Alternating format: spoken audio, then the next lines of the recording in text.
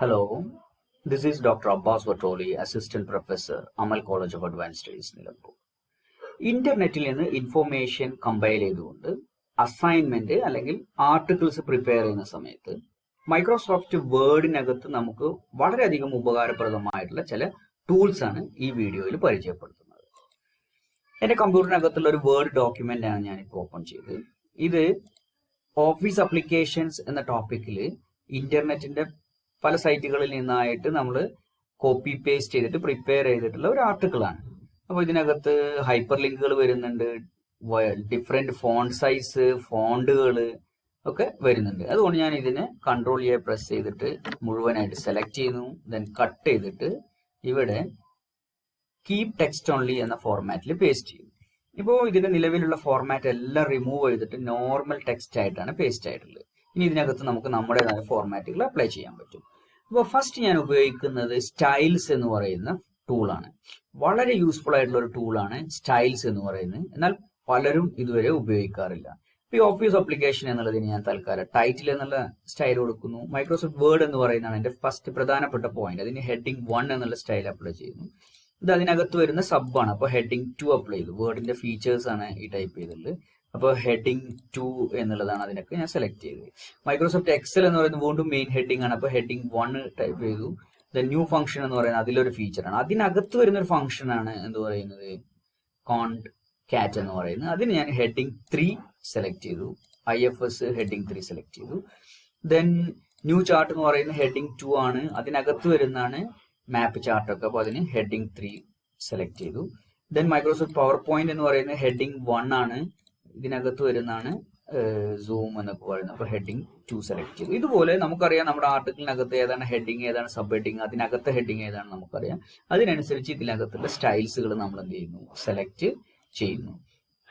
Next നമ്മൾ സാധാരണഗതിയിൽ ഒരു ഡോക്യുമെന്റ് പ്രിപ്പയർ ചെയ്യുമ്പോൾ ഓഫീസ് പർപ്പസിനാണെങ്കിൽ, ഒഫീഷ്യൽ ആണെങ്കിൽ നമ്മൾ അതിന് കൊടുക്കുന്ന അലൈൻമെന്റ് ജസ്റ്റിഫൈ ആണ്. അപ്പോൾ കൺട്രോൾ എ പ്രസ് ചെയ്ത് ഓൾ സെലക്ട് ചെയ്തതിനു ശേഷം ഈ ജസ്റ്റിഫൈ എന്നുള്ള അലൈൻമെന്റ് ക്ലിക്ക് ചെയ്യുന്നു. ജസ്റ്റിഫൈ കൊടുക്കുന്നതോടുകൂടി ഈ ടെക്സ്റ്റുകൾ രണ്ട് മാർജിനിലേക്കും ഒരുപോലെ സ്ട്രെച്ച് ചെയ്തിട്ട് അഡ്ജസ്റ്റ് ചെയ്യും. അപ്പോൾ പ്രിന്റ് ചെയ്യുന്ന സമയത്ത് ഈ ഡോക്യുമെന്റ് നല്ല വൃത്തി ഉണ്ടാവും കാണാൻ. അതേപോലെ തന്നെ ഫോർമൽ ഡോക്യുമെന്റുകളിലൊക്കെ പലപ്പോഴും 1.5 ആണ് ലൈൻ സ്പേസിംഗ് വേണ്ടത്. അപ്പോൾ ലൈനുകൾ തമ്മിലുള്ള സ്പേസ് ഒന്നുകൂടി ഇൻക്രീസ് ചെയ്ത് പ്രിന്റ് ചെയ്യുന്ന സമയത്ത് റീഡർ ഫ്രണ്ട്ലി ആയിട്ട് മാറും. അപ്പോൾ ആ അഡ്ജസ്റ്റ്മെന്റും നടത്തിയതിനു ശേഷം ഇനി നമുക്ക് ഈ വ്യൂ എന്നുള്ള ടാബിനകത്ത് ഒരു ഷോ എന്നുള്ളിടത്ത് നാവിഗേഷൻ പാൻ ഓൺ ചെയ്ത് കഴിഞ്ഞാൽ ലെഫ്റ്റിൽ നാവിഗേഷൻ പാൻ വരും. നേരത്തെ നമ്മൾ സ്റ്റൈൽസ് അപ്ലൈ ചെയ്തുകൊണ്ടാണ് ഈ നാവിഗേഷൻ പാനിൽ ഇതുപോലെ ഹെഡിങ്സ് ലിസ്റ്റ് ചെയ്തിട്ടുള്ളത്. നമുക്കിപ്പോൾ എക്സൽ എന്നുള്ള പോർഷനിലേക്ക് പോകണമെങ്കിൽ മൈക്രോസോഫ്റ്റ് എക്സൽ എന്നുള്ള ക്ലിക്ക് ചെയ്യുമ്പോൾ എക്സൽ എന്ന പോർഷനിലേക്ക് നമുക്ക് എത്താം. അതുപോലെ ഇപ്പോൾ ഈ സൂം ഫോർ പവർ പോയിന്റ് എന്നുള്ള പോർഷനിലേക്ക് പോകണമെങ്കിൽ അത് ക്ലിക്ക് ചെയ്യുമ്പോൾ അങ്ങോട്ട് വരും. അപ്പോൾ വളരെ ക്വിക്കായിട്ട് നമുക്ക് ഡോക്യുമെന്റിനകത്ത് നാവിഗേറ്റ് ചെയ്യാനും വേണ്ട സ്ഥലങ്ങളിൽ എഡിറ്റിംഗ് ഒക്കെ നടത്താൻ വളരെ ഈസി ആയിരിക്കും. അതുപോലെ ഉദാഹരണം മൈക്രോസോഫ്റ്റ് പവർ പോയിന്റ് എന്നുള്ളത് നമുക്ക് മൈക്രോസോഫ്റ്റ് വേർഡിന് തൊട്ട് താഴെയായിട്ടായിരുന്നു വരേണ്ടത്. ഇതിന് ഡ്രാഗ് ആൻഡ് ഡ്രോപ്പ് ചെയ്താൽ മതി. ഇപ്പോൾ മൈക്രോസോഫ്റ്റ് വേർഡ്, പിന്നെ പവർ പോയിന്റ്, പിന്നെ എക്സൽ എന്നുള്ള ഓർഡറിലേക്ക് ഇത് അറേഞ്ച് ആയിട്ടുണ്ട്. അതുപോലെ ക്വിക്കായിട്ട് നമുക്ക് അങ്ങോട്ടും ഇങ്ങോട്ടും മൂവ് ചെയ്യാൻ വേണ്ടിയിട്ടാണ് ഈ നാവിഗേഷൻ പാൻ ഉള്ളത്. ഇതിൽ പേജസ് എടുത്തു കഴിഞ്ഞാൽ ഓരോ പേജിലേക്ക് നമുക്ക് ക്വിക്കായിട്ട് എന്ത് ചെയ്യാം, മൂവ് ചെയ്യാൻ സാധിക്കും. ഇനി നമ്മൾ കാണിക്കാൻ പോകുന്നത് ഇൻസേർട്ടിനകത്ത് കവർ പേജ് ഉണ്ട്. നമ്മളിപ്പോൾ ഒരു അസൈൻമെന്റ് പ്രിപ്പയർ ചെയ്യുമ്പോൾ അല്ലെങ്കിൽ എന്ത് റിപ്പോർട്ട് പ്രിപ്പയർ ചെയ്യുമ്പോൾ ഒരു കവർ പേജ് വേണം. ഇൻസേർട്ടിനകത്ത് ഇതിൽ ഒരുപാട് ഡിസൈനുള്ള കവർ പേജുകളാണ്. അപ്പോൾ ഈ ഡിസൈനാണ് ഞാൻ സെലക്ട് ചെയ്തിട്ടുള്ളത്. നമുക്കിവിടെ ഒരു ഹെഡിങ് ടൈപ്പ് ചെയ്ത് കൊടുക്കാം. ഓഫീസ് അപ്ലിക്കേഷൻസ് എന്ന് ടൈപ്പ് ചെയ്യുന്നു. ഇവിടെ ഒരു സബ് ടൈറ്റിലാണ് വേണ്ടത്. ഇവിടെ ഞാൻ ജസ്റ്റ് അസൈൻമെന്റ് റിപ്പോർട്ട് എന്ന് ടൈപ്പ് ചെയ്തു. ദെൻ ഇവിടെ നമുക്കൊരു ഡേറ്റ് ഫീഡ് ചെയ്യാം. ഇവിടെ നമ്മുടെ പേരാണ് ഫീഡ് ചെയ്യേണ്ടത്. ഇവിടെ നമ്മുടെ കോളേജിന്റെ പേര് ടൈപ്പ് ചെയ്യാം.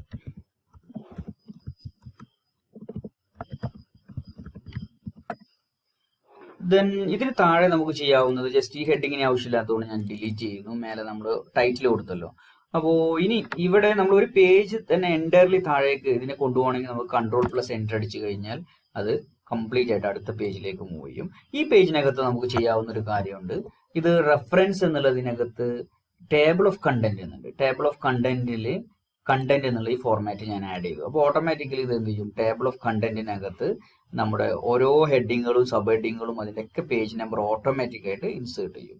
നമ്മൾ ഇതിന് ശേഷം ഇനി ആർട്ടിക്കിൾസ് മാറ്റം വരുത്തുകയാണെന്നുണ്ടെങ്കിൽ ഈ പേജ് നമ്പറും അപ്ഡേറ്റ് ചെയ്തെടുക്കാൻ വേണ്ടിയിട്ട് നമ്മൾ എന്ത് ചെയ്യണമെന്ന് അറിയോ, ഈ കണ്ടന്റിൽ പോയിട്ട് അപ്ഡേറ്റ് എൻ്റയർ ടേബിൾ എന്ന് എടുത്തിട്ട് ഓക്കെ പ്രസ് ചെയ്യണം. അപ്പോൾ ഓട്ടോമാറ്റിക്കലി നമ്മൾ ഈ പേജ് നമ്പറുകൾ ഏതെങ്കിലും മാറിയിരുന്നെങ്കിൽ ഇവിടെ പുതിയ പേജ് നമ്പർ അപ്ഡേറ്റ് ചെയ്തിട്ട് കമ്പ്യൂട്ടർ തന്നെ ചെയ്യും. ഇനി ഇത്രയും ആയി കഴിഞ്ഞാൽ നമുക്ക് അഡീഷണൽ ആയിട്ട് ചെയ്യാവുന്ന ഒരു കാര്യം കൂടി ഉണ്ട്. ഇപ്പോൾ സപ്പോസ് ഈ പോർഷൻസ് നമുക്ക് സെലക്ട് ചെയ്തിട്ട് ഇതാണ് നമ്മുടെ ആർട്ടിക്കിൾ പോർഷൻ, ഇതിനെ നമ്പേർഡ് ഒക്കെ ആയിട്ടുള്ള ഒരു ഡോക്യുമെന്റ് ആയിട്ടാണ് നമുക്ക് വേണ്ടതെന്നുണ്ടെങ്കിൽ ഇതിനകത്ത് യൂസ്ഫുൾ ആയിട്ടുള്ള ഒരു സംഭവമുണ്ട്. അത് നമ്മുടെ ഡിസൈനിനകത്ത് ഒരുപാട് തീമുകളുണ്ട്, അതുപോലെ ഒരുപാട് ഡോക്യുമെന്റ് ഫോർമാറ്റിംഗ് ഉണ്ട്. ഇപ്പൊ നമ്പേർഡ് ആയിട്ടുള്ള ഒരു ഫോർമാറ്റിംഗ് ആണ് ഈ ബ്ലാക്ക് ആൻഡ് വൈറ്റ് നമ്പേർഡ് എന്ന് പറയുന്നത്. ജസ്റ്റ് ഞാൻ ഇത് സെലക്ട് ചെയ്യുകയാണെന്നുണ്ടെങ്കിൽ എന്റെ ഡോക്യുമെന്റിനെ ഓട്ടോമാറ്റിക്കലി അവർ നമ്പർ ചെയ്തിട്ട് അത് ഭംഗിയായിട്ട് പ്രസന്റ് ചെയ്യും. ഇത് കണ്ടോ, മൈക്രോസോഫ്റ്റ് വേർഡ് എന്നുള്ളത് തൽക്കാലം ഒരു 2 ആണ് നമ്പർ ചെയ്തിട്ടുള്ളത്. അപ്പോൾ അങ്ങനെ എന്തെങ്കിലും തെറ്റുകൾ വന്നിട്ടുണ്ടെങ്കിൽ നമ്മൾ അതിന് എന്ത് ചെയ്യണം, നമ്പർ മാറ്റിയിട്ട് സെറ്റ് നമ്പറിംഗ് വാല്യൂ എന്നുള്ളടത്ത് പോയിട്ട് നമുക്ക് എന്ത് ചെയ്യാം, അത് 1 ആക്കി കൊടുക്കാം. അങ്ങനെ എത്രയാണെങ്കിൽ കൊടുക്കാം. അപ്പോൾ ഓട്ടോമാറ്റിക്കലി 1, 1.1, 1.22 മൈക്രോസോഫ്റ്റ് പവർ പോയിന്റ്, അതുപോലെ 3 എന്ന് പറഞ്ഞാൽ മൈക്രോസോഫ്റ്റ് എക്സൽ എന്നുള്ള രീതിയിൽ ഇപ്പോൾ അവർ എന്ത് ചെയ്തിട്ടുണ്ട്, ഓർഡർ ചെയ്തിട്ടുണ്ട്. അതുപോലെ ഇവിടെ ഈ കണ്ടന്റ് എന്നുള്ളടത്തൊരു 1 വന്നിട്ടുണ്ട്. അപ്പോൾ ഞാൻ അതിന് തൽക്കാലം റിമൂവ് ചെയ്യുന്നു. ഇത്രയും ആയിക്കഴിഞ്ഞാൽ നമ്മുടെ ഡോക്യുമെന്റിന്റെ ഫോർമാറ്റിംഗ് കംപ്ലീറ്റ് ആയിട്ടുണ്ട്. നമുക്ക് വേണമെങ്കിൽ ഇതിനെ PDF ആയിട്ട് സേവ് ചെയ്യാം. സേവ് ആസ് കൊടുക്കുന്നു. ബ്രൗസിൽ പോയിട്ട് ഡെസ്ക്ടോപ്പ് ഡെസ്റ്റിനേഷൻ സെലക്ട് ചെയ്തതിന് ശേഷം നമ്മുടെ ഡോക്യുമെന്റിന് നമ്മൾ ഓഫീസ് അപ്ലിക്കേഷൻസ് എന്ന് പേര് കൊടുക്കുന്നു.